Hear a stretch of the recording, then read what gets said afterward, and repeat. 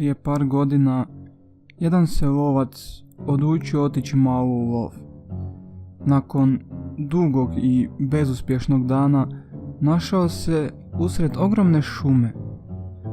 Lagano je počeo padati mrak, pa se odlučio hodati u jednom pravcu sve dok ne nađe izlazak iz te, kako se činilo, beskrajne šume.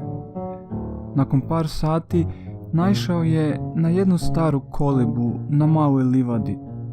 Budući da je već pao mrkli mrak, odlučio je pitati ljude koji tu žive može li prespavati. Prišao je bliže i primijetio da su vrata otvorena, no unutra nije bilo nikoga. Lovac se bacio na krevet misleći kako će ujutro sve objasniti vlasniku kolibe. Kad je malo pogledao oko sebe, primijetio je da su svi zidovi puni sa portretima. Imao je osjećaj kao da ljudi na slikama bulje u njega. Njihovi pogledi bili su prepuni mržnje i bijesa. Gledajući u njih, postalo mu je izuzetno neugodno, pa se odlučio okrenuti i jednostavno spavati.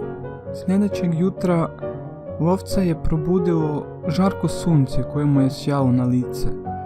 Dignuo je pogled i primijetio da na zidu uopće nema slika, samo puno prozora.